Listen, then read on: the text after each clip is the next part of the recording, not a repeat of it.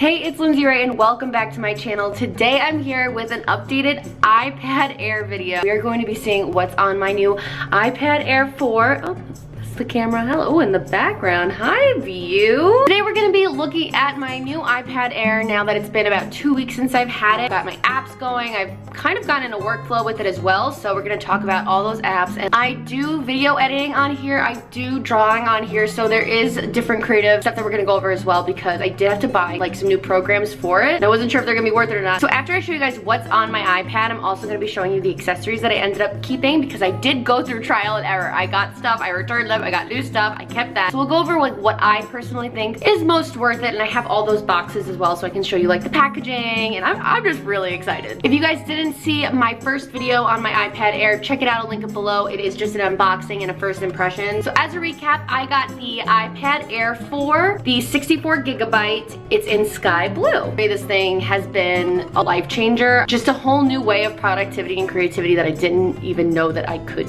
have. Okay. You have the Touch ID set up for my finger, so I just placed that, which is what you saw. I have my text messages, I have my Facebook, photos, camera, FaceTime, to do, Spotify, Amazon, HBO Max, Netflix, Hulu, voice memos, Google Docs. The fitness app, I have Apple Watch, and it came with some free months of fitness, so I'm using it, and I actually really like it.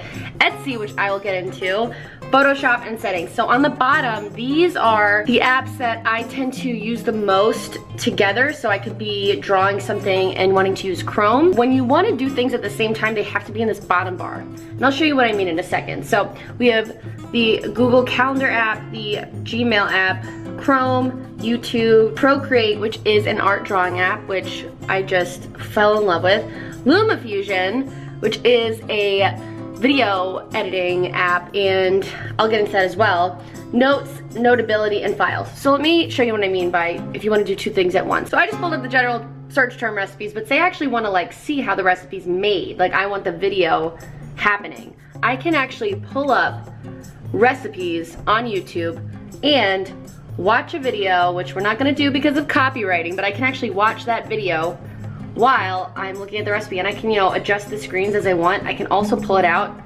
to just end up being kind of like a floating window that you can just swoop to the side. Oh look, and then I've got more recipes out of Google over here. So you could have like floating windows, you could have side windows. I'm still getting a hang of it, clearly. It's pretty freaking amazing. It really makes it feel more like a laptop when you could do multiple things at once. And then the two other things I really wanted to talk about was the fact that, and the iPhones do this nowadays too, you can open Netflix, which I'm watching New Girl. So I can just go home and New Girl is now in the corner. And I can actually make it a little bit bigger, I can move it around, so I can be doing other things at the same time while this is constantly floating, and that works with everything pretty much except for YouTube. Now that we are on this, you can just swipe it out. Oh, this thing is seriously cool. So I have the Today view, I think it's called, always turned on. I have the weather, I have my batteries that are connected, and I also have Procreate, which is the app for drawing and stuff, which I have fallen in love with. This thing is just a powerhouse. I have used it, like I said, for 2 weeks. I have been doing video projects. I've been doing a lot of artwork. Also, I know I could have done like a screen recording and done like a fancy B-roll, but I just kind of wanted to hold it and show it to you guys. I hope that's okay. Now that we've gone over the apps that I have on my home screen, how I've set it up, I just wanted to talk about two apps that I had to buy that I bought after getting them. So I used to use Final Cut X, which I do if I'm still on my desktop, but they do not have that for the iPad, so they have Lumafusion. Now Lumafusion is, from what I've heard, from what I've used, it is like the best app for your iPad to edit video on. It took me maybe a day to kind of get the hang of it from Final Cut Pro X. I gotta say, it's pretty freaking awesome. I love that I can draw something in Procreate and just immediately export it to Lumafusion. You can actually take some of the presets from Final Cut Pro, like LUTs or filters if you want to call them, bring them into Lumafusion and use them. You can actually pay a little extra to export your Lumafusion file as a Final Cut Pro X file and upload it and continue editing in Final Cut Pro. I mean, they've really thought of everything. They really think about the consumer. And after I film this video, I'm going to be editing it on Lumafusion. what you're watching is edited on an iPad. So now that I've kind of spoken about the editing, I have mentioned quite a bit. I have some surprise portraits on here that I don't want to spoil, so I'm not going to show you all of my projects in Procreate, but I want to show you just how simple and awesome it is. So you create a new canvas, right? You can move it around, you do whatever you want. You can make things transparent, which I like to do when I'm creating graphics for videos. I will draw something, make it transparent, export it as a PNG directly into Final Cut, and just pop it in. It's pretty awesome. But this I really love for just being able to draw. And that brings me to the Apple Pencil. I ended up going with the Apple Pencil, the version 2, just because it's the best. It's amazing. It's got pressurized drawing, so like if you want to draw something, right? Like, it changes what you draw based on like how hard you press. It is magnetic, it charges right on the iPad. This whole thing is just, I'm like, it's amazing, I'm an artist. Look at my blue scribble. Actually drew this background in Procreate. What a great segue. I'm launching an Etsy shop for prints and custom portraits. So this is a custom portrait that I drew of my friend Alex and her corgi, Charlie.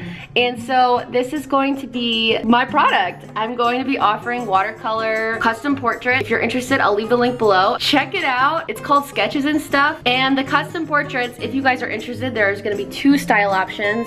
So one is a line drawing with a watercolor background, the other one is a full watercolor portrait. So I'm really excited. I'm also doing, like I said, prints. So this is one of them. This is from my Old Moon collection.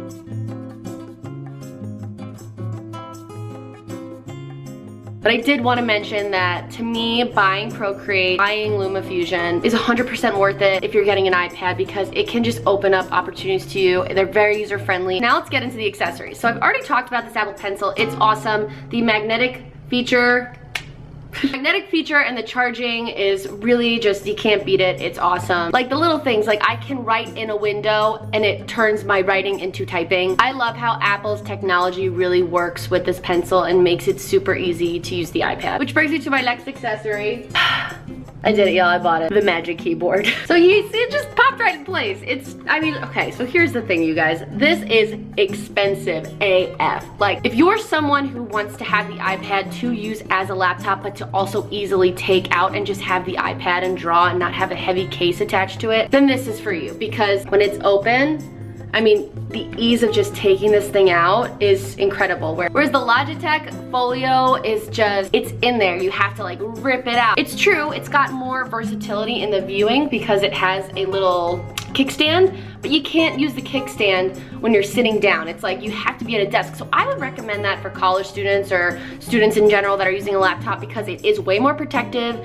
It's got like more cushion, it covers more edges. But for someone who's not really traveling a lot and is using it more just for the functionality of like the best keyboard when it's a keyboard, the easiest use of getting it in and out of the keyboard, then this is incredible. This thing truly turns it into a laptop for me. This trackpad's amazing. The backlit keyboard, it feels like I'm typing on a real keyboard. And remember, this is just a quick like what's on my iPad accessory recommendation video. This isn't like a full in-depth video on the Magic Keyboard. If you are interested in something like that, I'm happy to do a sit-down video where I'm actually, you know, filming this properly and showing you all the functions and why I love it. Next accessory, this guy. I wasn't sure if this would be able to be flushed to it, but because the case doesn't go around, it is able to do that. Comes with an SD card slot, USB-C slots, a regular USB, HDMI, all that good stuff, and a headphone jack. Eventually I'll probably invest in a solid state drive, but for now, the amount that I'm working on, I don't quite need that storage just yet.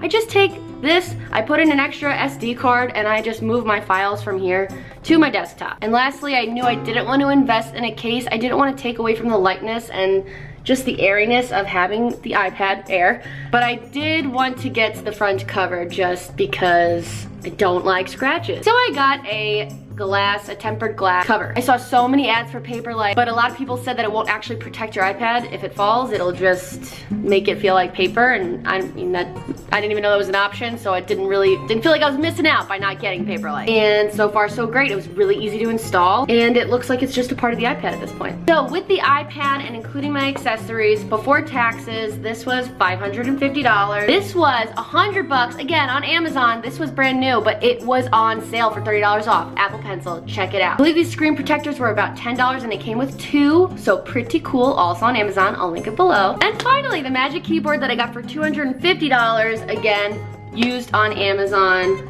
Love it. I will link below. So I hope you enjoyed this What's on My iPad video. I hope you got some good app ideas if you were on the edge of buying Lumafusion or Procreate. I really hope that this helped influence your decision. If you were curious about accessories, I hope that this helped you out. If you want to see another iPad video just of like my setup or an in-depth review of the Magic Keyboard and why I think it's worth it, let me know in the comments below. And also, if you like custom portraits and prints, check out my Etsy shop. But until next video, I will talk to you guys later. Bye!